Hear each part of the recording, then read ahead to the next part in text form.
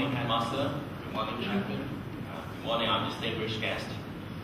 It is indeed a great honor for me to come back here and speak to you and kick off the STEM series of talks organized by the DBS Senior Prefects Club. You know, in my career, I've had plenty of opportunities to do public speaking, presentations, seminars, TV programs, and answering questions on live radio talk shows. But seldom have I been as tense as I am this morning. I always thought that this is a very demanding stage to get on, and it's still the case for me a quarter century down the road. But I have some surprising help though. This morning I've been treated to some very remarkable music, and that calms me down quite a bit, and I have to thank the four gentlemen on the stage for that. But notwithstanding the good music, my task is not easy, and it has not been made easier by the topic that I've been given, defining school spirit. School spirit is a concept that is very elusive. Everyone seems to know what it is, but it's awfully hard to put it down in writing.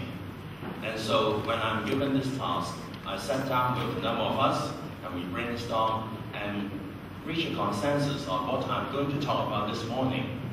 So what I'm going to talk about is an amalgamation of the personal views of a few old boys. Okay? It is definitely not authoritative, and it's not even representative. And chances are, some of you will disagree with me. When you walk out of this hall, you will mutter to yourself, that's utter nonsense. And this is 20 minutes of my life that I'll never get back. But that's okay, because the purpose of me coming here today is not to expound to you the grand theory of DBS spirit and ask you to take it in. That would be futile. My purpose is to hopefully provoke you to think about what school spirit is and what it means to you. And on this issue, your view is just as good as anybody else. And in a way, your views are actually more important than mine. The way I think about school spirit is that I take one step back and ask myself a simple question. Why is it even meaningful to talk about DBS spirit? And my answer to this simple question is that for DBS spirit to mean anything, DBS itself must be a special school. It must be something special. If DBS were just another secondary school down the road, then it would be completely meaningless to talk about DBS spirit. So I go about jotting down my list of the defining special features of DBS. And on top of my list, it is diocesan. It is diocesan boys' school. It belongs to the diocese. It was founded by the Shen Kong Hui and is run as part of its mission. The next is that DBS put a lot of emphasis on extracurricular activities. And it also gives a lot of freedom for students to manage themselves and manage their work. And because of that, students, DBS boys, do have a lot of opportunities to operate with minimal supervision. And also DBS encourages students to be independent. And of course, we have a long tradition to strive for excellence. Now, okay, jolly good, you would say. And with this list, then I'll come up with my working definition of DBS spirit. And DBS spirit, to me, is the spirit in all of us, which helps DBS remain DBS, which helps DBS remain a special school. But then some of you will probably say, well, yes, that's good talk, but how do you walk the walk and talk the talk? How do you live and breathe DBS spirit? How does it manifest? And for that, I have a few thoughts to share with you too. The first one is on the Shen Kong Hui value. DBS is trying to instill on every one of us the fundamental Christian values. The values that are fundamental, whether you are a believer or not. Integrity, gratitude, honesty, generosity, humility, so on and so forth. But one thing that people sometimes tend to overlook is that DBS is also very tolerant about its students. Now, the Shingon Way and the Anglican Church as a whole is probably one of the most tolerant church among the major churches. And it is in very good friendly terms with all other major Christian denominations. The way they achieve that is by always focusing on the common ground. They're trying to identify the common ground. Then people with different views can work together. Instead of focusing on the discrepancies in views, instead of being pedantic and didactic, they try to work on the common ground to bring about common good. And I agree with them completely on this. And this attitude is clearly reflected in how DBS treats its students. DBS realizes that we all come in different shapes and sizes. And mine is a bigger size, yours is a smaller. But we do come in different sizes and shapes. And we have different talents. So instead of trying to force us into molds that probably don't fit us, DBS gives us the opportunity to explore our potential in our own way, at our own pace. And this is something, this kind of attitude of tolerance is very important. And I hope that you will bring that with you when you leave this school. Because as you are probably aware, this tolerance and the ability to accept people with different views are getting in more and more in shorter supply in our society every day, especially in the political arena. But to complement that, when DBS gives you the freedom to do things at your own pace, then students do have to take the initiative to achieve.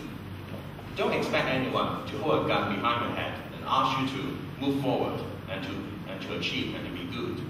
You have to do that by yourself. And that brings me to the point of striving for excellence. We do have a strong emphasis to strive for excellence, and DBS boys do very well at that. DBS boys are the cream of the crop.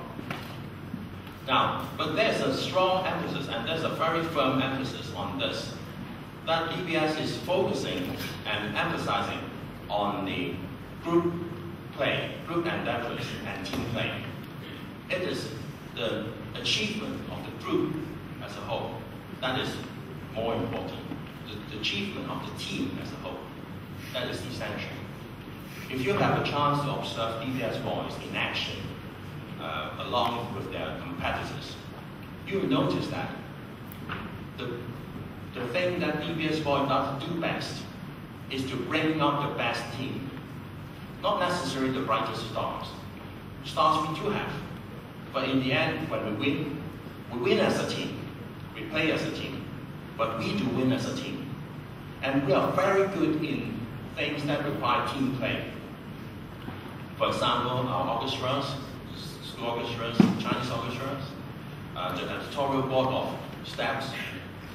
I'm constantly amazed by the quality of our school magazine. That is produced by a bunch of schoolboys with minimal participation by the teachers. And it's top quality anywhere in the world. And DBS boys are capable of doing that. And I mean, I was a musician in DBS, and of course nothing compared to the musicians on stage today.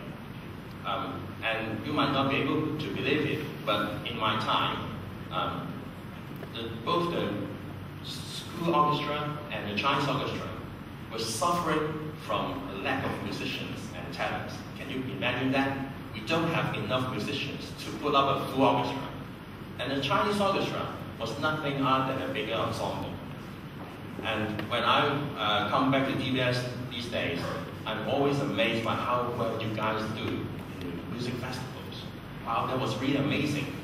And to put it euphemistically, I had a lot of opportunities to learn how to deal with defeat in my time.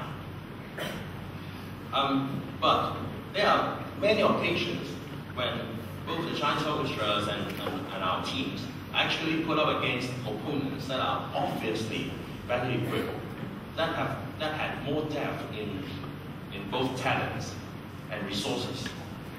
But we managed to upset them by putting up a better performance, which was not possible without the wholehearted dedication and commitment by everyone on the team.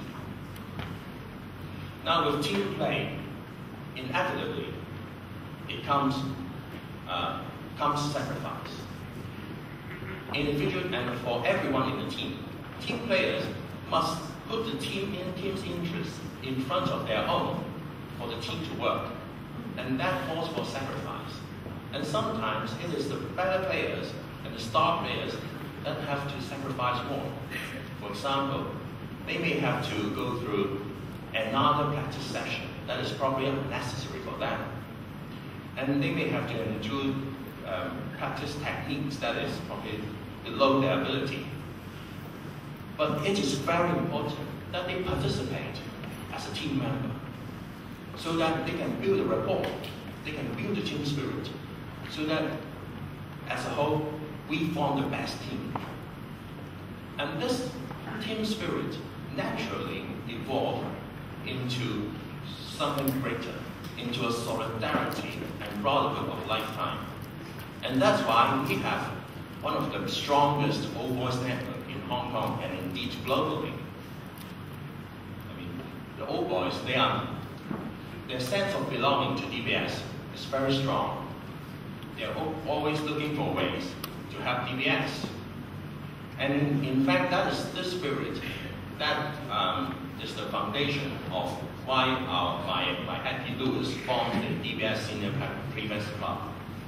We have no hidden agenda, and we do not come to the school to ask for any rewards, whether it's tangible or intangible. All we ask is the opportunity to contribute. And then hopefully, a quarter century down the road, some of you here might have the same thought, and to think about doing something for DBS. Now, for this, that brings me back to my point earlier, that your views of DBS spirit is probably more important than mine. The collective views of my generation helped shape DBS in the early 90s. But what DBS is going to have, how DBS is going to be, will depend on you, not on robots like me. So what do you think will determine what DBS is 5 years from now, 10 years from now? For example, if today, suddenly when you leave the hall, you all turn into nerds, then DBS will do very, very extremely well in open examination next year, because you will be very intelligent nerds. But the DBS that I know of will be gone in 2 or 3 years' time.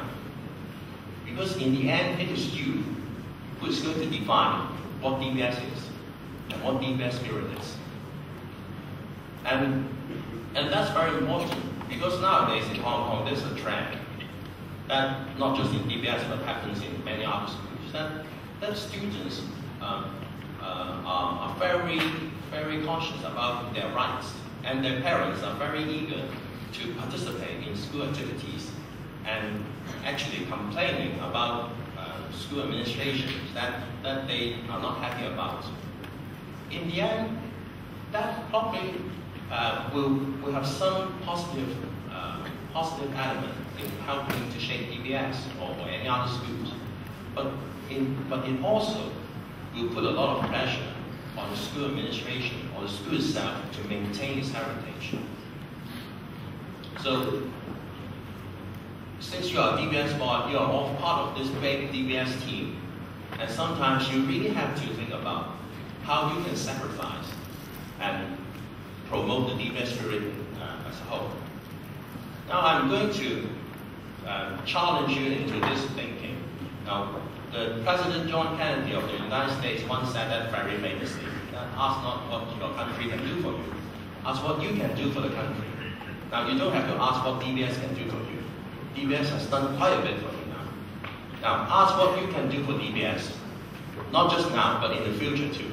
ask how you can pass on this DBS heritage and DBS spirit onto the next generation, onto the DBS boys that are going to occupy this hall 5 years from now. This is a challenge that I haven't been given when I was at your age, but I have the opportunity to give it to you, and I hope you will take that up. Now, and that's my part about DBS spirit. And before I leave the stage, I'm going to do a rather goofy thing that I probably won't have done a few years ago. And I'm going to leave with you 2 recommendations. In 2005, Steve Jobs, the CEO and founder of Apple Computer, spoke to the graduating students at Stanford University. And at the end of his speech, he left with them 2 recommendations. Is to stay foolish and stay hungry. Now, I'm not Steve Jobs, but I'm going to leave with you 2 recommendations too. The first one is to stay smart. You are smart. There's nothing wrong to be smart. And don't dumb yourself down by surfing the net and playing video games 24 hours a day. I mean, that's below you. Keep your eyes open, keep your ears open. Read meaningful books, listen to meaningful discussions within your horizon. Be smart. There's absolutely nothing wrong for being the smartest guy among everyone around you. Just don't assume other people are stupid because they disagree with you. If you can do that, then stay smart. The second recommendation is to stay here. Now, some of you might be thinking of going to other universities. Some of you will probably graduate and move on to other universities. Or some of you might be thinking of getting an overseas education for your secondary school. And I have to say, if you are looking for a good secondary school education, there's no place better than here. You know, the exposures that you're going to get, the resources that the school has committed in nurturing you is remarkable, it's marvelous. Some of my classmates, they move on to, they graduated from DBS and they moved to Hong Kong universities and other universities. And then they shy away from any extracurricular activities. The reason is that they were bored. It's all been there, done that. So they were bored by university life. And that tells you a lot about the quality of school life that you have in DBS. So my schoolmates, they just move on to something more meaningful. And that usually translated into the pursuit of the members of the various sects. But that's their choice. But in staying in DBS, you are going to be exposed to a lot of wonderful things. You are going to have opportunities that you're probably not going to have when you move to another school. So stay here, stay smart. And that concludes my speech here today. Thank you very much.